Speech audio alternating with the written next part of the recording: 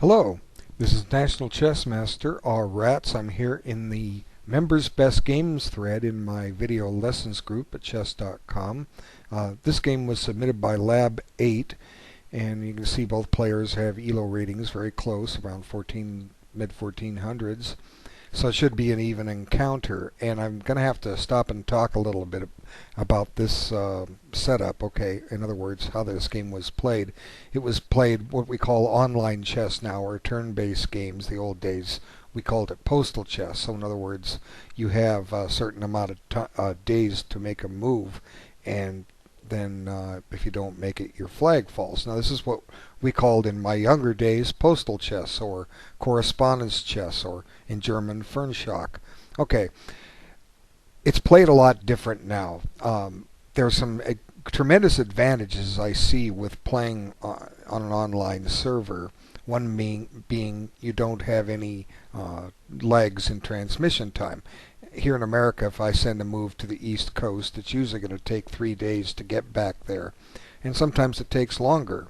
Depends on a weekend, a holiday, the part of the country they live in, and so forth. The weather can affect delivery.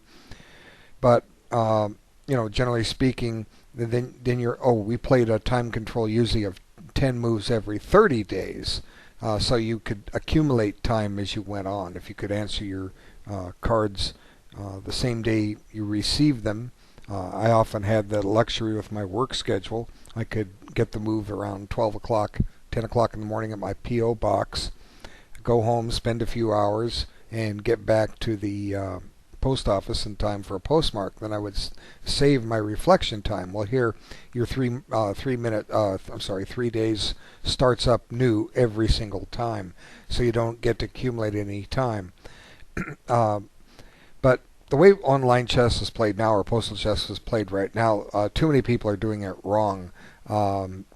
They're treating it like they're playing over the board. Now, true correspondence chess, you really get down and dig in and analyze. You examine candidate moves. You sit down and you look at as much as you can. And if you miss something, hey, your opponent will show you if you miss something. If he's a better player, he's most likely going to show you what you missed. But that's how you learn.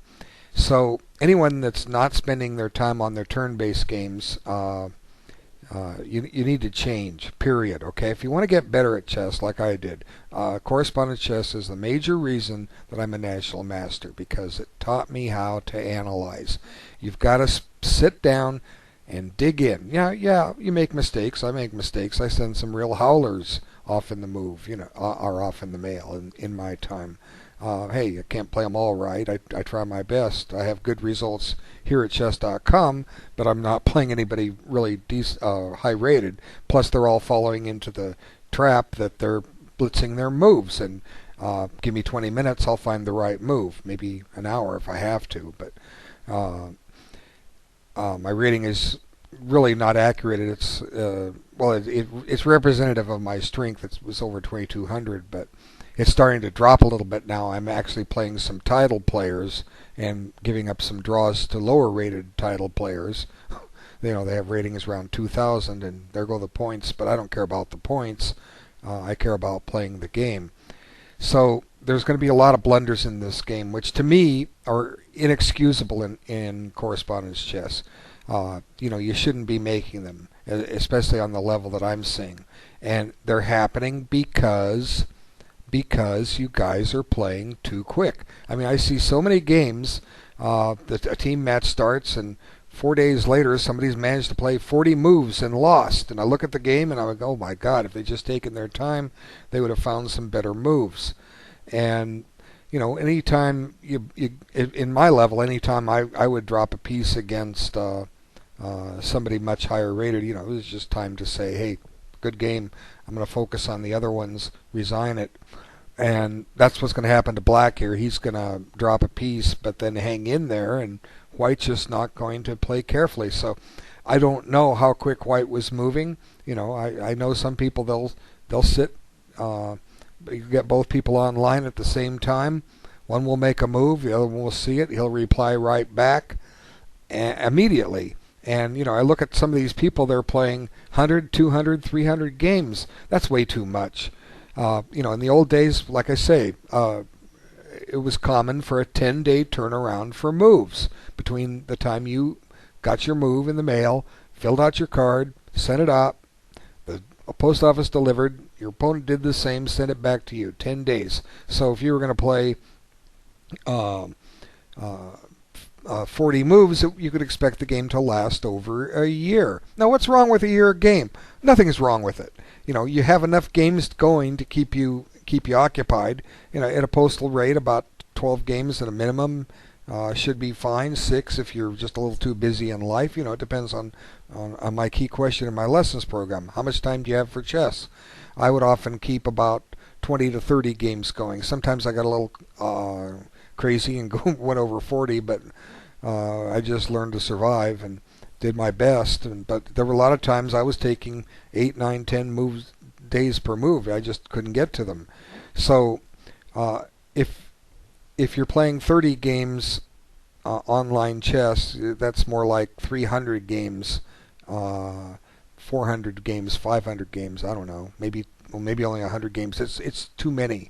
I'm playing 12 right now, and that's almost too many. And 7 of them are against players with titles. But the few that aren't are pretty easy games to play. But even a section I entered where I play 6 title players all at once, that's a lot, especially when these guys are moving every day. I mean, I got 2 guys, as soon as I move, they log in, boom, I've got to move back. And they're good players. I couldn't beat one. I had an advantage. I won the other one, but I had to work for it. I misplayed it and got the little advantages I had accumulated kind of went out the window. But he tried to finesse me, and I just used technique and returned the sacrifice material and went for the better ending. So, like I say, correspondence chess is a great way to improve your play. But you got to analyze. And one thing, I just have raw game score. I don't know how much time the players spent. I don't know. So anyway, we'll just kind of run through this here. This is kind of like a Nimzo Indian. Imagine it's transposed to one. I'm not going to look up book. That's you guys' responsibility to find out what the book's best moves are. You have an opening explorer for one thing right here at chess.com. You can get other game scores and examine those and see, do you like them. That doesn't mean that the game scores have the best moves. You don't want to follow book too blindly. I had one guy following book blindly on one of those, and I found an improvement. I found a better move than what 2,400 players were playing. Anyway. It gave me an initiative. So, okay, so this is very similar to Nimzovich-Leningrad opening, but usually this isn't played, but it looks okay. So let's kind of stop and see where we've gone. Okay, black has not developed anything on his queen side. All 8 chessmen remain on the original squares, but he has managed to castle and bring out a knight. White, on the other hand, has barely moved anything on his king side. Just his e-pawn. He controls the center, but black is using the hypermodern approach. He's going to counter that center from afar. Okay, so the game is roughly pretty even at this stage, and now black goes on a little combination. He goes to win a pawn. I mean, that's what this whole purpose of doing this move was to win the pawn. So maybe white should have taken on f6 and given back the bishop pair, because now black seems to win a pawn. Now what compensation does white have? Well, got some open lines. Okay, the black king's a little exposed. White needs to put his bishop on d3 and castle as quick as possible, and then try to launch some kind of an attack against the weakened king. So that's his compensation. Black, on the other hand, needs to get that queen side developed. So the ideal move here, in my opinion, is to play b6. What does b6 do? Well, b6 gets the bishop developed. And I'll just show you with a sample line. Okay, if b6, now you can expect bishop d3 developing and attacking. Now you develop the piece. Okay, now what's white do? Well, one thing white can do is go attack the piece again. Well, now we reinforce it. Okay, we just simply reinforce everything, and we don't mind if white plays bishop takes e4 because we're going to take back. So at some point, white's got to be careful of a possible f4 trapping his bishop, although not now. It's going to return the knight on e4. If white could risk castling queenside here, it might not be a bad move, simply because it's hard to see exactly how black is going to attack that king just yet. Whereas with the advanced white pawns, I'm sorry, the advanced black pawns on the king side, white's going to be able to start breaking those open pretty quick. I mean, the game is double-edged, but black's bagged a pawn. It's a chess game. That's kind of what I want to say the most. It's a chess game. Winning the pawn on e4 didn't win the game. It involves some risks, and those that are trying to learn from these things, I've kind of illustrated some of the plans that you can implement. Black's got his plan. He wants to finish his development and consolidate and hold on to the pawn, and white wants to try to attack the black king with an eventual h4 idea, and so forth and so forth. And at some point, black will probably need to try to attack the white king, but he's a little farther back from doing that. It can be done, but it takes some work. Anyway, this is the risk that you get when you grab a pawn. Black could have developed his pieces and just ignored the pawn and had a perfectly even game without too many risks. So let's back it up, and let me just illustrate that point for a moment. When white played bishop h4 and offered the pawn, what black can do instead of stopping to weaken his king side is just, like I say, develop his pieces. Is there a threat of e5 with a pin? Well, yes, and yes there is, and no there isn't. It's not going to win a whole piece. If white plays e5, black's going to get g5 in, and then black takes the knight and white takes the bishop, but then black's king side is a little shattered. So one thing what black could do here, which is perfectly logical, is just play d6. Here we're not going to be fianchettoing the bishop. It's going to get into play on the c8 h3 diagonal. Black is also trying to plan for an e5 push, and an e5 push is very good for black, and I'll explain why in just a moment. It's thematic in the Nimzo-Indian anyway. White doesn't get the tactics he does with e5 because black trades on e5 and then captures the queen, and then the knight is able to flee the scene of the crime and get out of there. So e5 doesn't really help white at all. So white should develop, and a good move here is something like knight c6, although knight bd7 is not bad either. You got to watch out this trick. You got to watch out for this trick. You got to make sure it doesn't come back and bite you. But here's a chance to sacrifice a pawn ourselves. As I was saying, e5 is a good move because structurally it does a few things. If white pushes by, which a lot of white players will just do without thinking, this gives black a tremendous position. He's got a permanent square for a knight. The knight will go to d7 and c5, and he doesn't even have to bolster it in with a5 because white can't play b4. His pawns are doubled.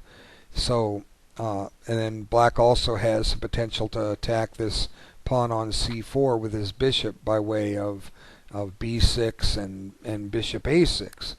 So the black bishop isn't really devoid of squares. But anyway, I'm saying you're sacrificing a pawn here, but it's nothing we really need to worry about it. Let's suppose white trades queens, and then we just come back over here and we're winning the pawn. Now, yeah, white can double black's pawns, but so what? Okay, so what? We get this with check, and what's white going to do? Play bishop e2? it's that or move the king, but then black just goes about he can go about his business in a lot of ways with a reasonable game. Bishop e6 threatens the pawn, but you got to watch out for tricks on the rook. Knight d2, just a simple move. This is just to develop the piece. And notice that white can't castle. He's got a pin to deal with, so he's got to stop and get that guy protected. But meanwhile, black can just go about his way. He can play knight a5 with some threatening to win the pawn because of the pin. Right? You can do that. You can play knight e5 and try to undouble your pawns, although they're not a problem at all. So anyway, what I'm trying to show is just ways to analyze. And if you a lot of people, they'll stop their analysis. They'll say, "Oh, I can't give up a pawn." Well, white willingly gave up a pawn, so he was willing to do it. Black can too. So I'm just saying a more logical way to have played was like this. Now white should just ignore the pawn, let black take, maybe play bishop d3 here. But look at that bishop. It's developed. It doesn't have a lot of scope. It's kind of turning into a pawn. It's securing e4, and here black should continue and just develop. And a good move here, bishop g4. This is not a bad move. It pins the knight, and if white plays h3, the bishop has plenty of ways to get back and get out of play. So maybe white should castle here, and then black just completes his development. And if d5, again, we don't worry about that too much. The knight can go to a5. He's got pressure on c4, and this knight can get back into play by maneuvering pawn to b6 and knight to b7 and knight to c5. And anyway you look at it, black's going to have an equal game and not have to risk the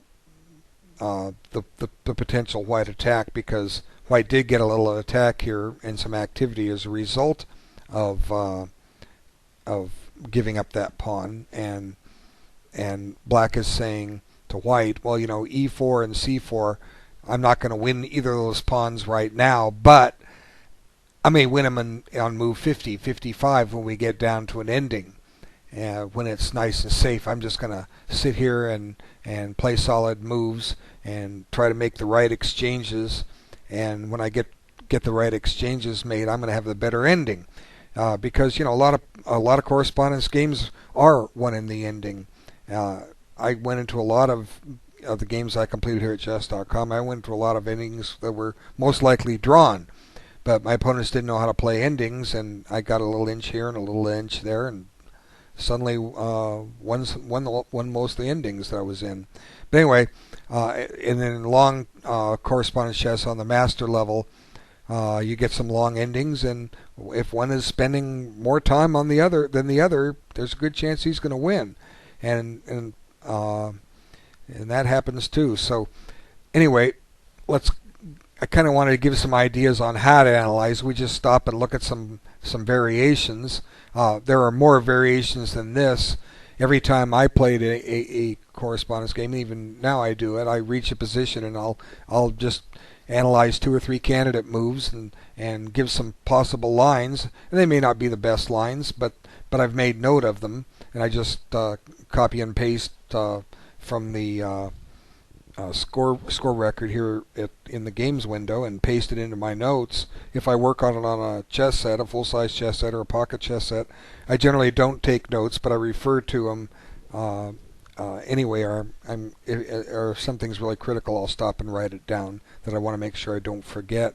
In the old days, I kept loose leaf notebooks where I could add pages as needed, and I'd just keep pages and pages of notes, and then when the move would arrive, I'd see which lines were still possible, and I would bring them forward, recopy them again, and I'd start looking in deeper and deeper into them and come up with new lines that I hadn't come up before. So I didn't, you don't discover everything your first time out.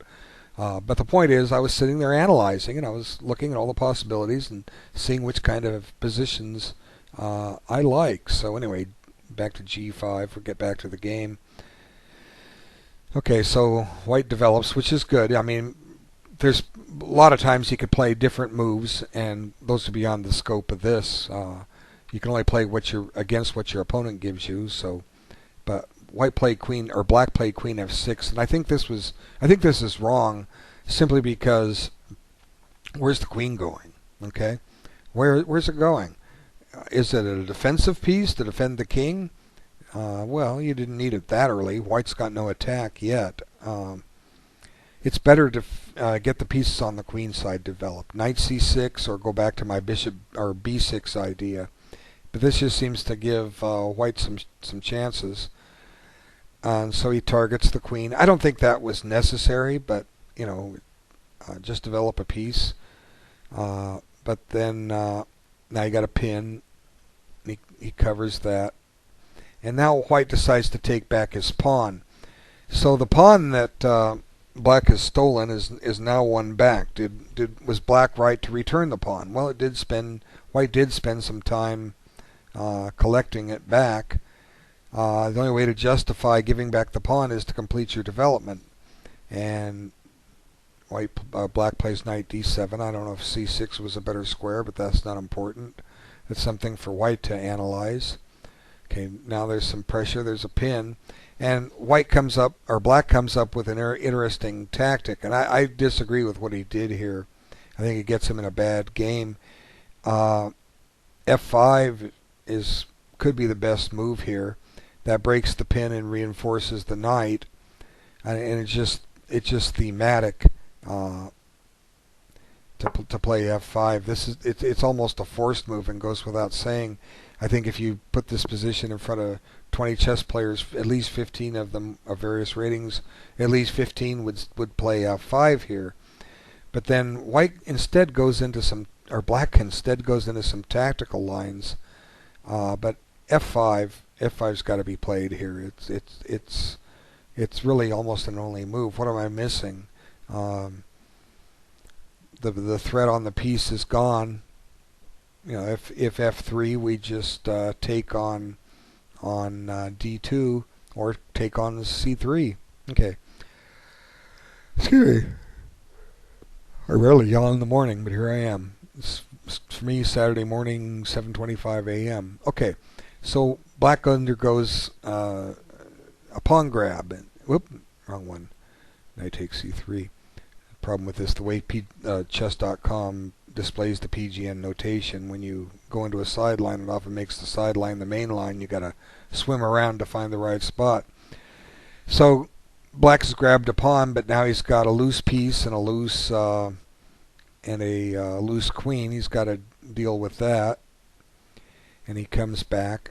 And you see, here's one of the reasons why I think this is good for white. White's gotten his pieces developed the last couple moves, and now lines are opening up, and that can only help white when the lines are opening up, because he's getting a little better developed all of a sudden. So the only move really is to take this and allow this, and a bishop takes e4. You can see the positions opening up for the bishops, where black might need to play F5, and if he plays, he could play bishop F3, enticing more weaknesses in the white king side or black king side. But the bishops are for choice here, and look at the white bishop or black bishop on C8. Why do I always mix black and white up? I don't know, dyslexia. Okay, bishop on C8 can't move, so the rook on A8 can't move. And black has done this just to win a pawn, which he gave back. And you got to get developed. I've always preached development. Development. That's the only way. Anyway, black undergoes an interesting piece sacrifice here. Here's that problem with the PGN. He plays F5 here when he could have done it before. Now white gets to save his piece, and from this point on, for a while, white has basically a winning position. Black has just gone bonkers, so to speak, and handed white everything he wants. Black has no visible compensation for the piece he's down. What's he got? 7 pawns. White has 6. It's only a pawn compensation. So, when you get your tougher games, you just do your best. You try your best and see what you can generate. Now, here, I think White's move is fine. Take the bishop. 2 bishops are much better than a knight. And let's use them together. So he continues on. And but here, I don't quite understand bishop e2. What's he trying to do? You got to get developed, and the king isn't castled yet. White's got to take care of that. Okay. Now look at this. Queen's ready to pounce inside the black position. So he swings the knight over, but why isn't White castled? Well, he does now, but now suddenly the black knight's gotten in play, found a good square. White's given a little ground back here, but not too much. Got to deal with the bishop. Now he saves his. Well, he doesn't save it. He attacks the pawn. And now look at that poor bishop on e1. No mobility whatsoever. Any place it moves to, it's going to be captured. I might have considered putting it on a3 instead, and it's still on a long diagonal, and it can redeploy into b2 and maybe do something on the a1 h8 diagonal. But Black just starts seizing some space. Now, if Black had it, just imagine Black with an extra piece here. Imagine, for instance, Black has another knight on d5. Well, he doesn't. But wow, that's a tremendous position for Black. I mean, even if we have to put that knight back on b8, Black's got a tremendous position. You'd say, this is wonderful. To get the knight on b8 to d7 to f6, plunk it in on d5. What a great outpost. But you'd think Black is crushing here. So Black's got a little compensation back because White's kind of misplayed it. But it's still, when you're down a piece, it's hard to make any progress. And then White just goes and recaptures the pawn. And he's got threats that Black needs to stop and deal with. Now excuse me, I never yawn. I never yawn in the morning. Okay, it's funny. Okay, so open up some lines, but the bishops are starting to look a little better now. Now that White has a threat, and Black deals with that. White goes there anyway. So it's still looking good. It's looking good for White. I'm not saying Black had better. That's up for Black to try to find. But Black's made this tough on himself by giving up that piece. Okay, so he just does what he can. He could double up the rooks, attack something. And here at this point, White just missed a forced win. And, forced wins, sometimes, it's hard to see tactics. There can be tricky moves that we can miss. They're just not obvious. But in this case, the move is quite simple to see. If you want to try it, pause the video. Okay. I said White to play and win. Usually I say White to play and do the best he can. You should have come up with bishop takes f6. And it's a forcing move because these are easy to analyze. Black basically has 2 replies. Take the rook with check or take the bishop. The rook with check being a Zwischenzug, an in-between move. But it doesn't matter. What's going to happen is the White queen is coming into the Black position. And, this is a big ouch. I mean, it's a huge ouch.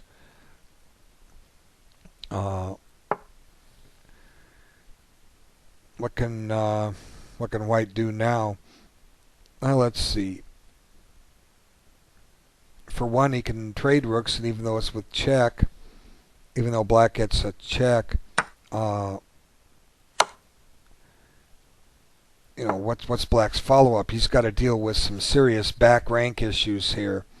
White's threatening to play Queen E8 check, and after King H7, Queen G8 is mate. I tied my record for yawns in a video. Yeah, I work hard on these. So anyway, this is just overpowering. And in this position, White didn't even need his extra piece. So he missed this shot, and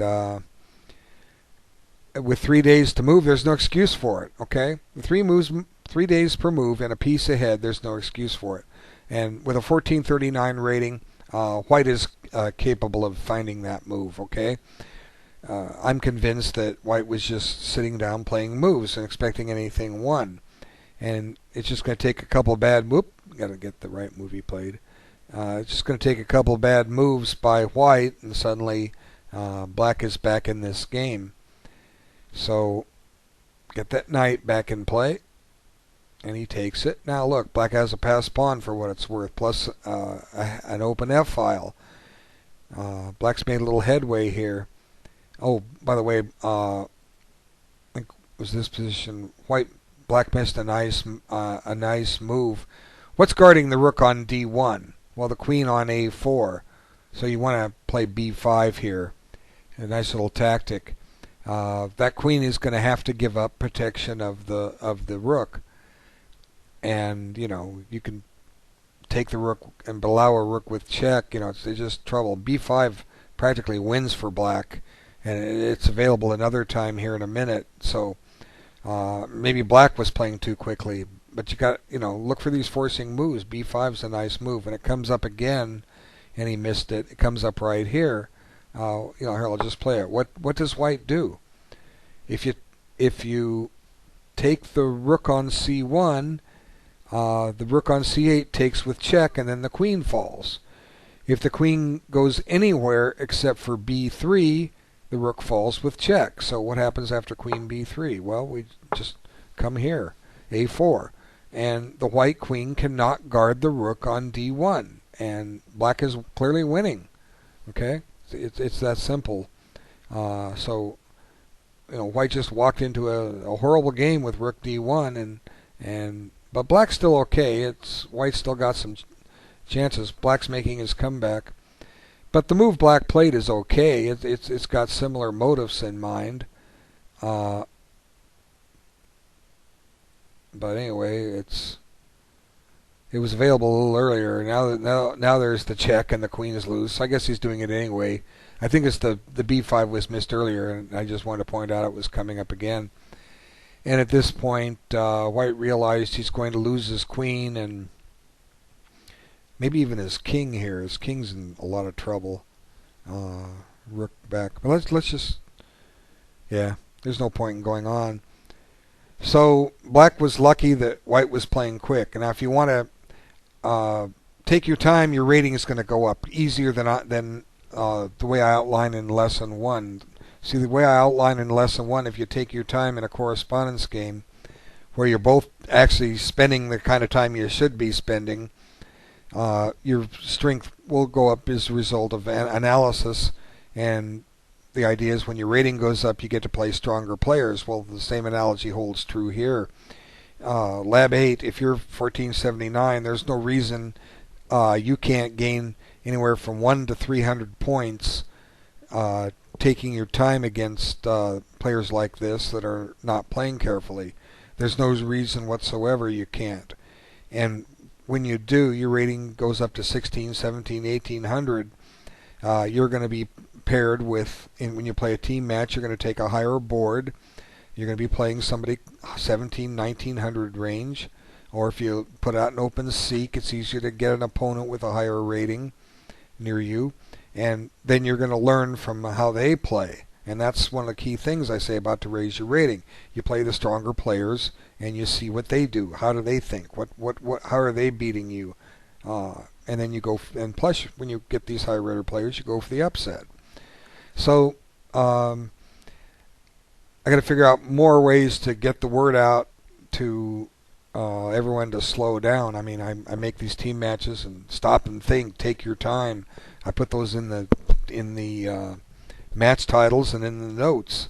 If you spend more time than your opponent, your chances are you're going to win. Think of it like two chess engines. Put one on an ancient dinosaur. Ever hear of a TRS-80? That's Tandy Radio Shack. Or Commodore 64? Those were computers that were coming out 30-some years ago. They hardly had any processing speed. I mean, I owned a Windows computer that had, I think, 1 gigabyte of memory. I mean, not memory of disk space, and that was after using the function inside to expand it. You know, now you can get hundreds of gigabytes with a new computer, and the amount of RAM on some of those old ones, 16 megabytes RAM. You know, put a computer on that against one that's running on today's software. Which one are you gonna think's gonna win? Well, the one that's running on today's machines, because it can think more. So you can basically use the same analogy for yourself. If you'll stop and spend a few hours on your games, you'll find it very entertaining and a great use of your study time, because sitting down and studying for these things is gonna make you better. Somebody wants to chat. What's he want? Well, I'll accept it. Anyway, I think I just about said what I can. There's nothing but improvement to be had if you watch my videos, if you have time for them. They teach you how to analyze. But anyway, that's all for this one. I'll be looking forward to making another one in this series soon. Take care.